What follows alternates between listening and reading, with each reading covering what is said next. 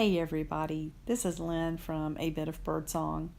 This spread I'm working on is called What a Week May Bring. I have a little wooden box. It's really cute. It's an antique box and I'll have to show you. It's wooden and I think at one point it had some type of it looks like it belongs in a mechanic's shop or something like that, and it's small. It's about 6 inches across and 4 inches deep, and I keep little pieces of paper and ephemera standing in it that I know I want to put in my journal. If I find a label that I like, or maybe if I receive a card in the mail or something like that and I know I want to put it in the journal, but I just don't have time at that moment, I put it in the box and know that I will get to it later. So what I'm doing here is just taking those pieces of paper and ephemera and preparing them to go into a collage style page, really both pages. And I already have in mind that I want to just make it a lot of layering and cover it with Mod Podge or not Mod Podge, but gesso. And I want to make a kind of a graffiti looking spread with this stencil that I have and some distress ink. You can see that I am using that little makeup sponge that I purchased not too long ago. And I did purchase that to try for this series that we're working on. But I'm not even really writing any letters or not letters, but words out here. I'm just randomly putting letters and symbols all over the pages in a random fashion. I wasn't really sure if I would like this. I felt like I would, but it's hard to tell sometimes how things are going to turn out. But I really did like the way this looked, and it's giving me the effect that I kind of had in mind. So I'm just going ahead and putting these letters all over the page, knowing that a lot of this is going to be covered up and we will do it again. It's just part of the magic of layering.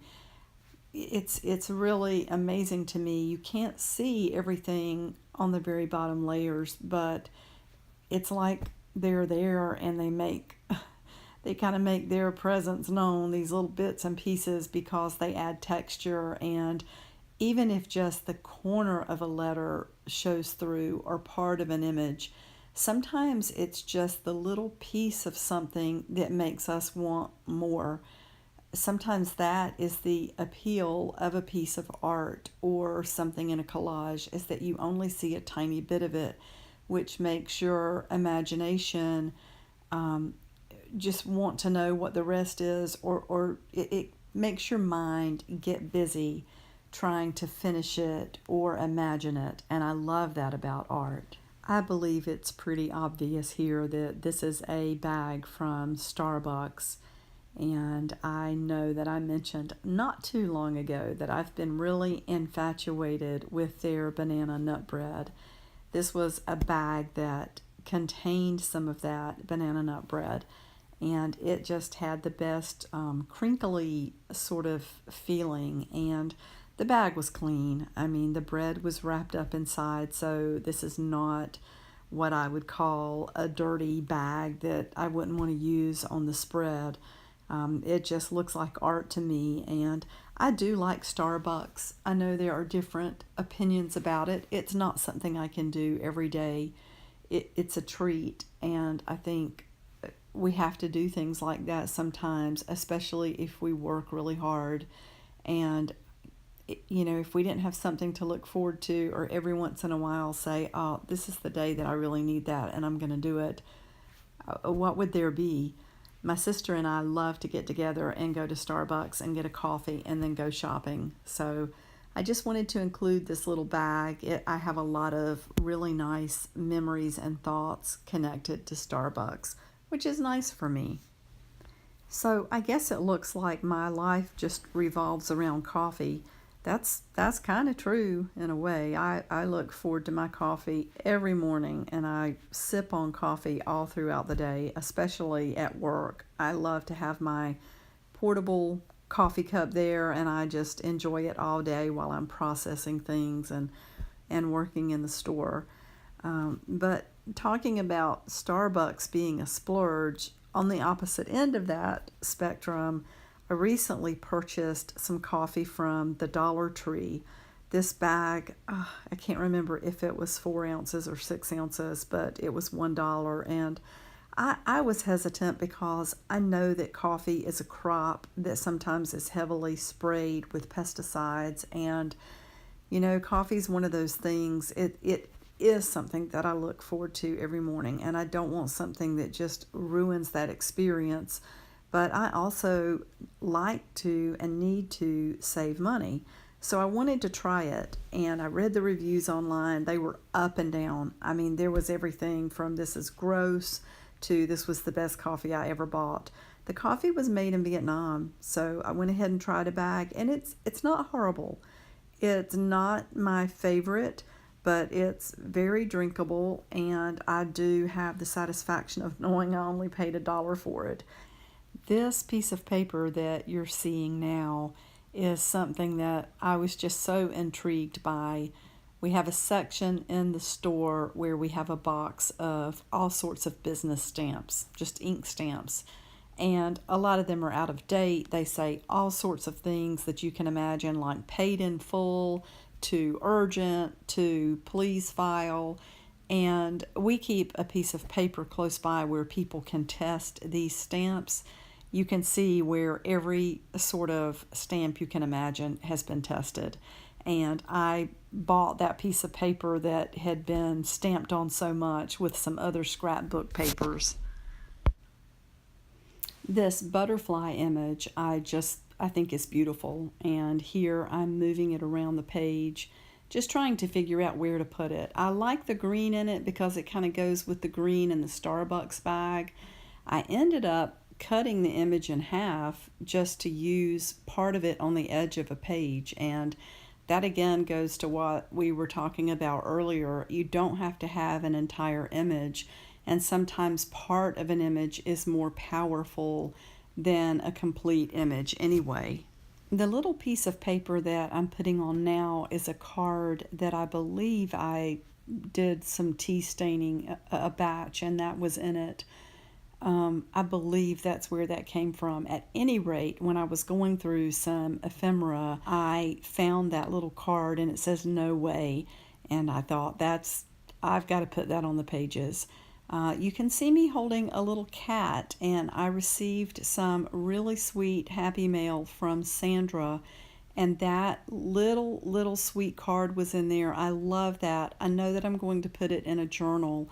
It didn't feel right on this page to me, and so I put it to the side, and that's part of the process as well, just making decisions about what works and what doesn't. And you kind of just have to use what feels good to you. It's an intuitive process, so don't ever feel like you're doing anything wrong. Here I've cut out one of the words from the Starbucks bag, and I'm just trying to figure out where to put that. It's a French word. I love the way it looks, and I just want to use it on the page. So I'm gluing it down where it feels like it looks the best to me. And all the while, I know that I'm going to be putting gesso over this. So even though it's going to get covered up, most likely, I still want it to feel and look right at this point in the process. I decided to also take the receipt from Starbucks and add that to the page as well. I'm using just regular Elmer's glue and my tacky glue. I know I'm going to be going over this with gesso, so I feel like these glues are fine for this part. At this point, I took the stencil again, and I'm adding more lettering just in a random fashion with the blue Distress Oxide. I had thought about using a flat or matte glimmer mist, but I decided to just stay with the same blue, the Distress Oxide. I stamped quite a lot of letters over both pages. I wanted the pages to really be covered with this graffiti look. At this point, I have an image that I've cut from a greeting card.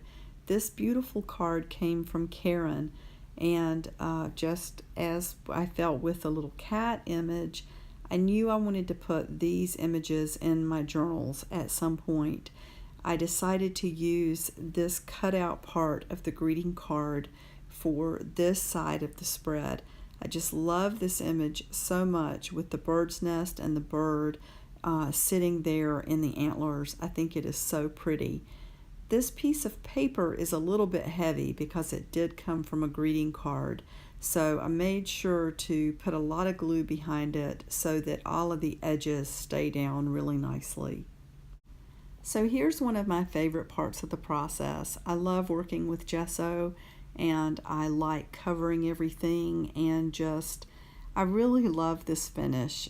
It's one of the things I enjoy using right now. I like the way you can paint over something and have the images still show through. I don't cover the image from the greeting card. I do go over it at certain points, but then I wipe it down to make sure that the image continues to show really nicely. I think it's just enough to tone it down a tiny bit, but I didn't want to cover the image from the greeting card. Everything else gets covered and is pretty muted by the gesso.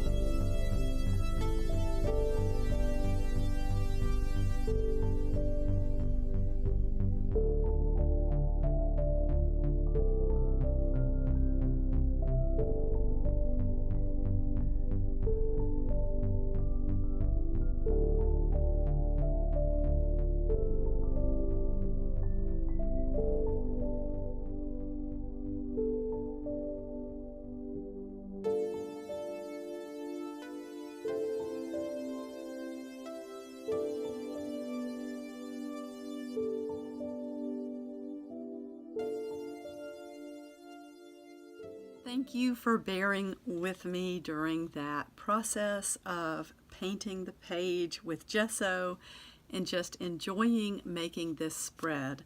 I love the way this turned out. It is exactly what I was picturing as far as the graffiti look. What can I tell you that maybe I didn't show you? Once the gesso was completely dry, I put the stencil on the page again and went back with the makeup brush and continued to use the Distress Oxide ink. I love the way the images still show through, like the Starbucks image. And from that piece of paper with all the stamps, you can see little bits of text. I did go around the edges of this little piece of card and just kind of make that thicker than other places because I wanted it to seem more seamless than it was when I first put it on the page. And there are some areas where it's not completely flat, and that's okay. That's just part of the fact that this is a collage. If you see some dark specks on the page, I tried something different. I actually took some coffee grounds and sprinkled them onto the gesso when it was still wet. And I wondered if maybe the dampness would cause them to fade and those spots would spread out and become bigger. That didn't really happen, but I still like the effect. It gave it sort of a dirty, grungy look, but it didn't ruin the page, so it's not...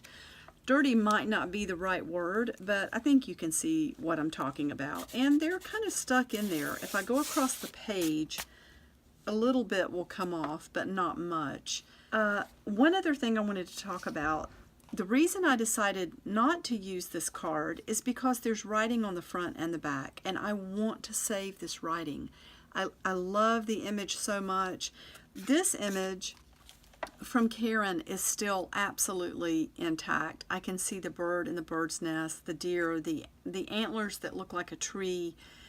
It's just, it softened it a little bit maybe, but I can still see it, and there wasn't any writing on the back. I wanted to use the cat image, and I'm still going to put it into a journal, but I didn't want to lose the message that was on it. It's got a really sweet message, and I hope it's okay if I share this. It's talking about the Japanese beckoning cat, which symbolizes good luck for small business owners, and then it's got some writing on the back. So I didn't want to lose that text. I will definitely be putting this into another journal. So this is the spread for this time. It's a collage page with a lot of layering and a lot of gesso on the top. You can still see the label here. You can see the coffee tag just a little bit, and I did end up stamping the word coffee. What a treat that Sandra sent images from the spreads that she's been doing in the Quilt-Cover Journal. I love every single page. This is called Found Objects. It has ephemera. You can see the metal clip at the top. There are coffee-stained pages underneath. And then this spread is absolutely gorgeous. It's called the Mustang, and it's where we did the mirror image, folding the pages together with wet paint. It is so beautiful. Then this spread is called Navajo Dream. She's very much inspired by the Native American culture, so this spread was built around that and inspired by that. And then Frida Kahlo, would you look at her earring? It's a little charm of a sugar skull, which I think is absolutely brilliant, and I think Frida would totally approve. And I believe Frida's dress came from some fabric from Sheila at Boho Daydreams. I love it. So thank you so much for watching, and I will see you next time with another page. Bye for now.